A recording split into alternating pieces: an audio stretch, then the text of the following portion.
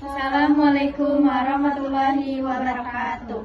Perkenalkan, kami dari kelompok 13. Sebelumnya, perkenalkan nama saya Siti Nuraida. Nama saya Siti Fadila Sumari. Perkenalkan, nama saya Siti Nuralfiah. Kami di sini akan mempresentasikan dan mengedukasi tentang penyakit limfadenitis kepada Tuan R. Selamat menyaksikan. Berdasarkan gejala apa sih yang dialami Tuan R? Terus gangguan sistem limfatik apa yang paling mungkin terjadi? Berdasarkan gejala yang dialami Tuan R, yaitu pembengkakan kelenjar getah bening di leher, demam, kelelahan, nyeri tenggorokan, serta riwayat infeksi saluran pernapasan beberapa minggu sebelumnya. Kemungkinan besar Tuan R mengalami limfadenitis, yaitu peradangan pada kelenjar getah bening. Alasannya terjadinya disebabkan adanya infeksi virus dan bakteri. Infeksi yang sering menyebabkan limfadenitis adalah infeksi virus Epstein-Barr, penyebab mononukleosis, atau infeksi bakteri seperti Streptococcus, penyebab radang tenggorokan. Faktor risiko apa saja yang mungkin berkontribusi pada kondisi Tuan R ya? Faktor yang berkontribusi pada Tuan R yaitu ada faktor risiko utama termasuk riwayat infeksi, baik infeksi virus ataupun bakteri. Yang kedua, penyakit autoimun seperti lupus. Ketiga, kemungkinan adanya kanker seperti limfoma. Dan yang terakhir, faktor lingkungan dan gaya hidup seperti paparan zat berbahaya dan kebiasaan hidup tidak sehat, dan juga dapat mempengaruhi sistem kekebalan tubuh. Assalamualaikum warahmatullahi wabarakatuh. Perkenalkan, saya Siti Nuraida. Di sini saya akan mempresentasikan hasil diskusi kelompok 13. Nama kelompoknya ada Siti Fadila Sumari, Siti Nuralfiah, dan saya sendiri, yaitu Siti Nuraida. Di sini ada pertanyaan diskusi. Yang pertama, pertanyaannya, berdasarkan gejala apa yang dialami Tuan R, gangguan sistem limfatik apa yang paling mungkin terjadi? Jelaskan alasannya. Yang kedua, ada faktor resiko apa yang mungkin berkontribusi pada kondisi Tuan R. Contoh kasusnya, di sini ada seorang pasien laki-laki berusia 40 tahun. Tuan R datang ke klinik dengan keluhan pembengkakan pada kelenjar getah bening di lehernya. Pembengkakan ini sudah berlangsung selama beberapa minggu dan disertai dengan demam ringan, kelelahan, dan nyeri tenggorokan. Tuan R juga menyebutkan bahwa ia baru saja sembuh dari infeksi saluran pernapasan atas beberapa minggu yang lalu. Jadi, identifikasi masalahnya. Pertanyaan pertama, berdasarkan gejala apa yang dialami Tuan R? Gangguan sistem limfatik apa yang paling mungkin terjadi? Jelaskan alasannya. Berdasarkan gejala yang dialami Tuan R, yaitu pembengkakan kelenjar getah bening di leher, demam ringan, kelelahan, nyeri tenggorokan, serta riwayat infeksi saluran pernapasan atas beberapa minggu sebelumnya. Kemungkinan besar Tuan R mengalami limfadenitis, yaitu peradangan pada kelenjar getah bening. Alasan terjadinya karena infeksi virus atau bakteri. Infeksi yang paling sering menyebabkan limfadenitis adalah infeksi virus seperti virus Epstein-Barr, penyebab mononukleosis, atau infeksi bakteri seperti Streptococcus, penyebab radang tenggorokan. Nah, di kasus Tuan R ini terjadi kemungkinan limfadenitis sekunder. Dalam kemungkinan besar limfadenitis ini sekunder akibat infeksi yang baru saja dialami, di mana peradangan berlanjut di kelenjar getah bening meskipun infeksi utama sudah sembuh. Pertanyaan kedua, yaitu faktor risiko apa saja yang mungkin berkontribusi pada kondisi Tuan R. Yang pertama, faktor risiko utama Tuan R termasuk riwayat infeksi, baik infeksi virus ataupun bakteri. Yang kedua, ada penyakit autoimun seperti lupus.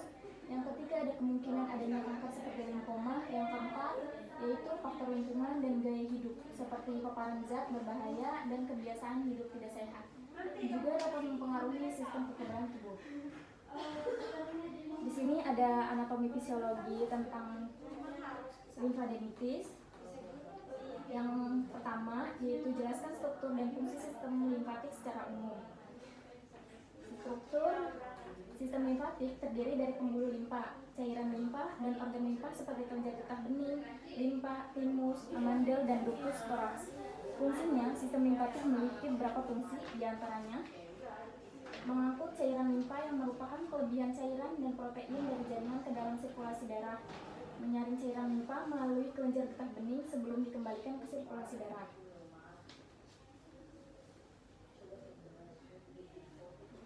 Yang ketiga, jelaskan peran kelenjar getah bening dalam sistem imun.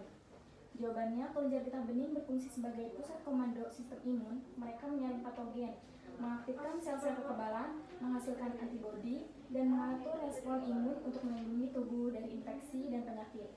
Peran vital ini menjadikan kelenjar getah bening salah satu komponen kunci dalam sistem kekebalan tubuh yang efektif dan terkoordinasi.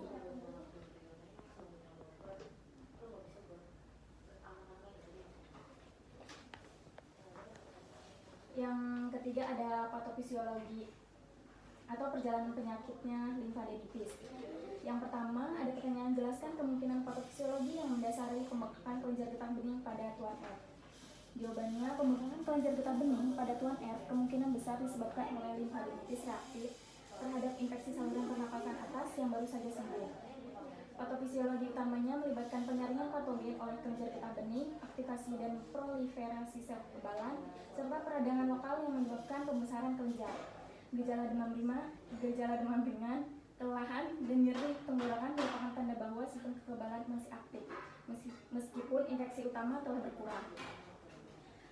Pertanyaan kedua dari patofisiologi yaitu bagaimana infeksi saluran pernapasan atas dapat mempengaruhi sistem limfatik. Jawabannya, infeksi saluran pernapasan atas atau ISPA mempengaruhi sistem limfatik dengan merangsang kelenjar getah bening untuk menyaring patogen, mengaktifkan respon imun dan produksi antibodi. Pada tuan R, kelenjar getah bening di leher membengkak sebagai bagian dari respon imun tubuh terhadap infeksi. Dan pembengkakan ini bisa bertahan karena sistem limfatik masih aktif mengatasi sisa-sisa infeksi dan proses peradangan. Selanjutnya ada manifestasi klinis atau tanda dan gejala. Pertanyaannya yaitu selain gejala yang telah disebutkan, gejala lain apa saja yang mungkin dialami tuan R? Jawabannya, gejala lain yang mungkin dialami tuan R termasuk nyeri atau kelembutan di area kelenjar getah bening, kesulitan menelan, batuk, nyeri telinga, keringat malam, penurunan berat badan ringan, sakit kepala, nyeri otot dan sendi, lemas, suara serak, ruam kulit, dan sesak napas. Gejala-gejala ini dapat muncul sebagai akibat dari peradangan residual atau komplikasi yang terkait dengan infeksi saluran pernapasan atas. Pertanyaan kedua dari manifestasi klinis yaitu bagaimana cara membedakan pembengkakan kelenjar getah bening yang bersifat jinak dengan yang bersifat ganas. Jawabannya, satu-satunya cara untuk mengetahui secara pasti apakah pembengkakan kelenjar getah bening bersifat jinak atau ganas adalah dengan melakukan biopsi. Biopsi adalah prosedur pengambilan sampel sel kanker untuk diperiksa oleh dokter atau patologis. Kelenjar getah bening yang bersifat jinak disebabkan oleh infeksi dan bakteri yang memicu respon imun tubuh, sedangkan kelenjar getah bening yang bersifat ganas disebabkan oleh kanker seperti limfoma atau metastasis dari kanker lain. Yang kelima di sini ada penata laksanaan. Pertanyaan pertama dari penata laksanaan yaitu pemeriksaan diagnosis apa saja yang mungkin diperlukan untuk menegakkan diagnosis pada tuan R. Jawabannya, untuk menegakkan diagnosis pada tuan R, beberapa pemeriksaan diagnosis diperlukan termasuk pemeriksaan darah lengkap atau CBC, tes serologi untuk infeksi seperti EBV, USG atau CT scan di leher, serta biopsi kelenjar getah bening jika diperlukan. Pendekatan ini membantu mengevaluasi penyebab pembengkakan kelenjar getah bening, apakah itu infeksi, peradangan, atau keganasan seperti limfoma. Pertanyaan kedua dari penata laksanaan yaitu diskusikan pendekatan penata laksanaan yang sesuai untuk kondisi tuan R, baik farmakologis maupun non farmakologis. Jadi di sini ada farmakologis yaitu melibatkan penggunaan antibiotik atau antivirus, sedangkan non farmakologis yaitu dengan istirahat, penggunaan kompres hangat. Yang ketiga, serta perawat memberikan edukasi dan dukungan kepada tuan R. Pertanyaan ketiga yaitu bagaimana peran perawat dalam memberikan edukasi dan dukungan kepada tuan R selama menjalani penata laksanaan. Jawabannya, peran perawat dalam memberikan edukasi dan dukungan, perawat memiliki peran penting dalam memberikan pendidikan dan dukungan kepada tuan R selama menjalani penata laksanaan. Edukasi yang tepat tentang penyakit, pengobatan, dan cara pengelolaan gejala dapat membantu pasien memahami proses penyembuhan dan meningkatkan kualitas hidup mereka. Dukungan emosi juga diperlukan, dan fisik juga sangat penting untuk memastikan pasien merasa nyaman dan mendukung selama proses pengobatan. Selanjutnya di sini ada komplikasi. Yang pertama, komplikasi selulitis, yaitu infeksi bakteri yang menyebar ke lapisan kulit dan jaringan di bawahnya, menyebabkan kemerahan, pembengkakan, dan nyeri. Yang kedua ada abses. Abses di sini terbentuknya kumpulan nanah akibat infeksi yang memerlukan drainase untuk mengeluarkan nanah. Yang ketiga ada fistula. Fistula itu pembentukan saluran abnormal yang menghubungkan rongga tubuh yang seharusnya terpisah, sering terjadi pada limfadenitis akibat tuberkulosis. Yang keempat ada sepsis. Infeksi serius yang menyebar ke seluruh tubuh melalui aliran darah dapat berakibat fatal jika tidak segera ditangani. Yang kelima ada sindrom vena cava superior. Penekanan pada vena cava superior oleh kelenjar getah bening yang membesar menyebabkan gejala seperti pembengkakan pada wajah dan leher. Pertanyaan selanjutnya ada bagaimana perawat dapat berperan dalam mencegah dan mengidentifikasi komplikasi tersebut. Jawabannya, perawat dapat berperan dalam mencegah dan mengidentifikasi komplikasi dengan cara-cara berikut. Yang pertama, pola makan sehat seperti konsumsi buah dan sayuran. Hindari makanan berlemak dan gula tinggi. Yang kedua ada aktivitas fisik seperti olahraga teratur. Yang ketiga ada teknik relaksasi, pernapasan dalam atau juga bisa dengan pijatan. Yang keempat ada kebiasaan sehat lainnya seperti hindari paparan kimia berbahaya, mandi dengan air hangat dan dingin.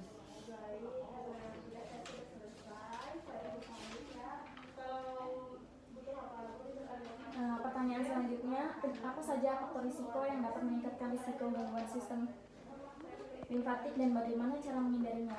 Faktor risiko gangguan sistem limfatik yang pertama ada infeksi, dapat menyebabkan peradangan kelenjar getah bening. Yang kedua ada kanker, tumor dan pengobatan kanker dapat menyumbat saluran limfatik. Yang keempat ada obesitas, meningkatkan risiko limfedema. Yang kelima penyakit autoimun mengganggu fungsi sistem limfatik.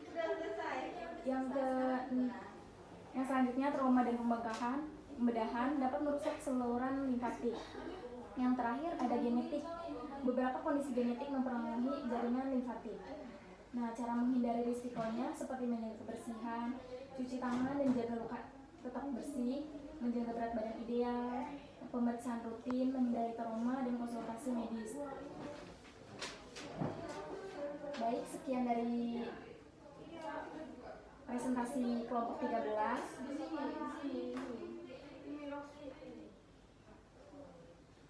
Sekian dari kelompok kami, terima kasih.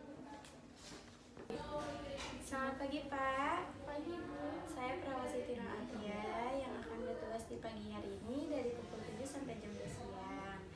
Sebelumnya apakah boleh tahu Pak nama Bapak? Nama saya Ahmad Sudarjo, kelahiran 1999. Pak.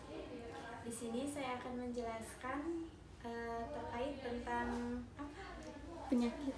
Terkait tentang penyakit. Sumpah. Baik Pak Ahmad, apa sebelumnya Bapak tahu apa itu limfa denitis? Tidak terus, emang limfadenitis itu apa ya?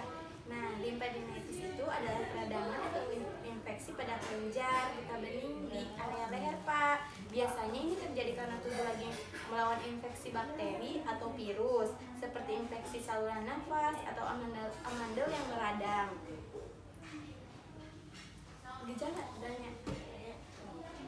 Kalau boleh tahu gejala limfadenitis itu apa aja ya, Sus? Nah, gejala yang muncul biasanya ada gejala pembengkakan di leher, biasanya terasa nyeri saat ditekan, Pak. Yang kedua itu demam atau suhu tubuh yang meningkat, rasa lemas atau capek juga, Pak, ada. Yang terakhir kadang-kadang disertai nyeri tenggorokan atau infeksi di area lain, misalnya telinga. Nah, yang penyebab utamanya yaitu kondisi ini biasanya disebabkan oleh infeksi, misalnya bakteri seperti Streptococcus atau Staphylococcus atau virus seperti flu dan mononukleosis. Kadang-kadang juga bisa muncul karena masalah pada gigi atau mulut. Pentingnya penanganannya, Pak. Nih, dengerin ya, Pak. Kalau limfadenitis tidak segera ditangani, infeksinya bisa menyebar ke jaringan lain. Tapi tenang, Penyakit ini biasanya bisa sembuh dengan perawatan yang tepat. Cara perawatannya dan pengobatannya, beberapa hal yang perlu dilakukan. Banyak istirahat supaya cepat tubuh pulih ya Pak. Minum air putih yang cukup untuk membantu proses penyembuhan. Kalau penyebab bakteri, dokter mungkin akan kasih antibiotik. Untuk nyeri atau demam bisa minum obat pereda nyeri seperti paracetamol atau ibuprofen sesuai dosis ya Pak. Tanda-tanda yang harus diwaspadai Pak. Kalau Bapak mengalami gejala berikut, segera ke dokter ya Pak.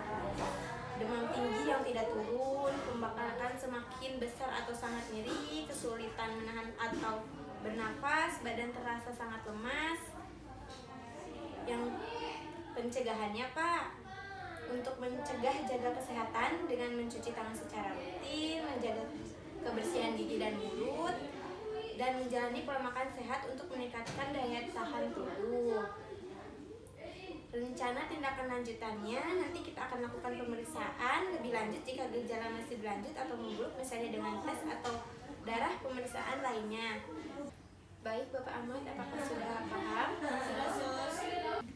Baik, kalau gitu Pak Ahmad, tolong sebutkan gejala apa yang saya tadi bicarakan ya, dan Bapak pahami. Yang saya pahami gejalanya yaitu pembengkakan di leher, demam, sama flu saja sus. Apakah itu benar? Benar sekali Pak Ahmad.